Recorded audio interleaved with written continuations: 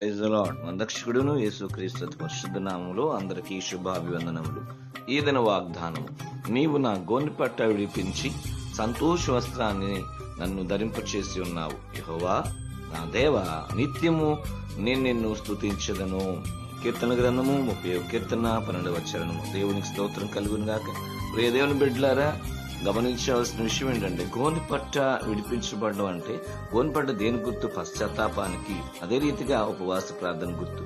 మనం ఏ సమస్యలో అయితే ఉంటామో ఆ సమస్యలో ఉండి మన ఉపవాస ప్రార్థన ఎప్పుడైతే చేస్తామో, దేవుడు మన ప్రార్థన ఆలకించి ఆ కన్నీటి నుంచి, ఆ సమస్యల నుంచి మనం విడిపిస్తాడు. ఎందుకంటే ఉపవాస ప్రార్థన చాలా శక్తివంతమైంది. ఎప్పుడైతే మనం ఉపవాస ప్రార్థన చేసి మన సమస్య కోసం దేవునితో ప్రార్థిస్తామో, దేవుడు మనల్ని విడిపించే సంతోషాన్ని మనకు రింగిస్తాడు. అట్టి గొప్ప కార్యం దేవుడు జరిగించును గాక. ఆమేన్.